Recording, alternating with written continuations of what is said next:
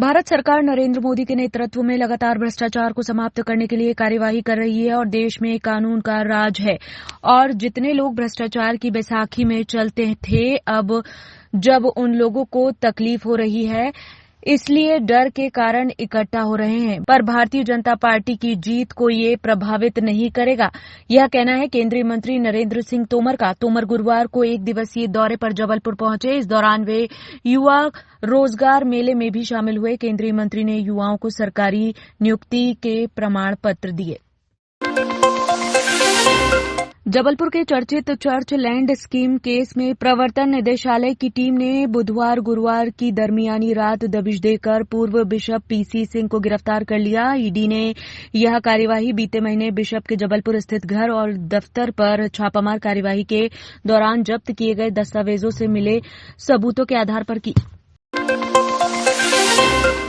मुख्यमंत्री जी की लाडली बहनों को जबलपुर में पुलिस ने सरेआम पीटा। एक और मुख्यमंत्री जी कहते हैं कि शराब के हाथे बंद करवा दिए हैं, दूसरी ओर शराब की दुकानें हर गली मोहल्ले खुलवा दी गई हैं और लाडली बहनों के विरोध करने पर पुलिस से पिटवाते हैं। घटनास्थल जबलपुर के चेरीताल में शराब दुकान का विरोध कर रही महिलाओं को पुलिस ने सरेआम पीटा, बाल पकड़कर खींचा, थप्पड़ जड़े। बस्ती में शराब दुकान खोलने के विरोध में 8 दिन से धरने पर बैठी थी महिलाएं। जबलपुर में रानीताल स्टेडियम में महापौर जगत बहादुर द्वारा दिव्यांग टूर्नामेंट का शुभारंभ किया गया। इस दौरान नेता प्रतिपक्ष कमलेश अग्रवाल भी उपस्थित रहे। दिव्यांग क्रिकेट टूर्नामेंट का ऐतिहासिक पल जबलपुर शहर के लिए।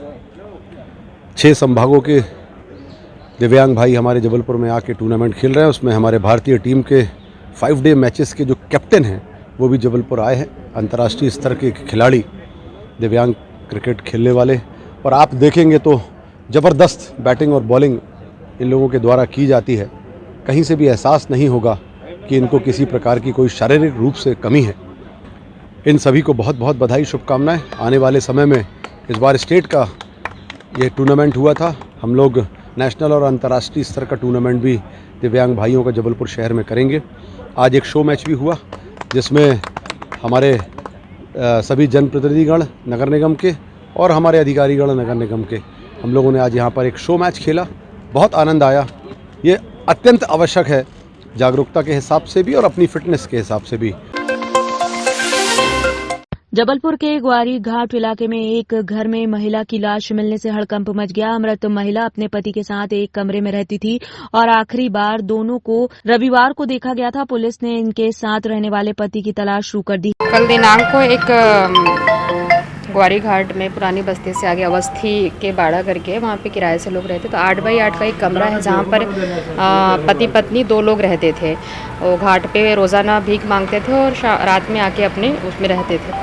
पड़ोसियों के द्वारा सूचना मिली कि दरवाज़ा बाहर से बंद है और कुछ स्मेल सी आ रही। तो पुलिस ने जाके तस्दीक किया तो वहाँ पे एक महिला की बॉडी मिली है, जो कि वो अपने पति लूली है, जो उसका पति ठाकुर है, दोनों साथ में रहते थे। तो अभी इसमें जाँच जारी है कि मृत्यु के कारणों का स्पष्ट अभी पता नहीं चला है। पीएम होने के बाद और जांच के बाद में ही निर्णय किया जा सकता है कि मृत्यु का कारण एक्चुअल में क्या है। प्रतिवर्ष के अनुसार इस वर्ष भी भारत रत्न डॉक्टर बाबा साहब अम्बेडकर और महात्मा ज्योतिबा फूले की जयंती 14 अप्रैल को पूरे उत्सव के साथ मनाई जाएगी। इस कार्यक्रम के आयोजन के लिए गठित समिति के द्वारा भव्य आयोजन की तैयारियां पूरी कर ली गई है। संविधान निर्माता डॉक्टर बाबा साहेब भीमराव अम्बेडकर की प्रतिमा पर माल्यार्पण से कार्यक्रम शुरू हो। वो भी बाबा साहब द्वारा स्थापित संगठन है, उसकी इकाई सभी मिलकर जबलपुर के अंदर संयुक्त रूप से ये बाबा साहब की जयंती एक कार्यक्रम के रूप में मनाई जाती है भव्य रूप से। इसमें अतिथि उद्बोधन होता है। तो इस वर्ष वरिष्ठ पत्रकार उर्मिलेश जी दिल्ली से आ रहे हैं हमारे मुख्य अतिथि के रूप में। जबलपुर पहुंचे विधानसभा अध्यक्ष गिरीश गौतम ने विधानसभा सत्र के दौरान लगातार होने वाले हंगामे पर कहा कि विधानसभा कोई शमशान घाट नहीं जहां सब चुप बैठेंगे और जलते हुए दिखेंगे। यहाँ चुने हुए विधायक आते हैं, अपनी बात रखते हैं। हमारा काम यह है कि इसे बाजार न बनने दें। हमारे यहाँ तो ज्यादा हुआ और हंगामा ये तो चलेगा भाई। विधानसभा कोई ऐसा मत समझना कि विधानसभा कोई शमशान घाट थोड़ी है कि जा करके सब चुप हो बैठे रहेंगे, केवल उसको जलते हुए देख रहेंगे। ऐसा नहीं है। वहाँ पर हमारे विधायक चुन के जाते हैं, अपनी समस्याओं को उठाते हैं। हमारा काम ये है कि उसको बाजार भी नहीं बनने देना। बाजार का शोरगुल नहीं हो, और ऐसा भी शांत नहीं कर देना कि कोई बोलबे न करे। इसलिए लोकतंत्र का मंदिर है, वहाँ इस तरह का चलेगा।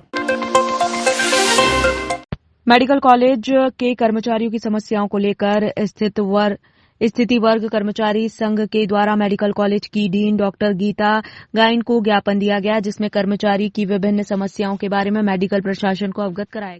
कर्मचारी अपने हितों के बारे में मेरे से चर्चा करने आए थे। ये उनका अधिकार क्षेत्र है और अधिष्ठाता होने के नाते मैं उनकी बातें सुनना अपना कर्तव्य समझती हूँ, और मुझे लगता है कि उनकी जो भी मांगे हैं वो मैं शासन तक भी पहुँचाऊँगी, और अपने स्तर पे जो भी हो सकता है मैं उसके लिए भी प्रयास करूँगी। धन्यवाद। आज हम लोग यहाँ पर मेडिकल कॉलेज में डीन महोदया को ज्ञापन देने आए थे, और ज्ञापन के माध्यम से हम लोग ने अवगत करवाया कि जो हमारे पुराने कर्मचारी हैं उनकी डीपीसी की जाए।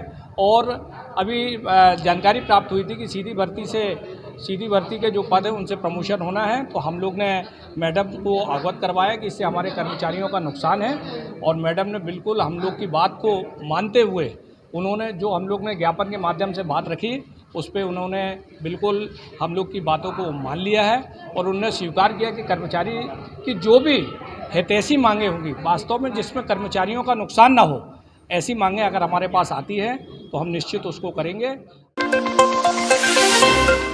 लाडगंज थाना अंतर्गत पुलिस ने बाइक चोर गैंग के 2 गुर्गों को दबोच लिया है, जिनसे 6 बाइक बरामद की गई है। आरोपी में एक नाबालिग है।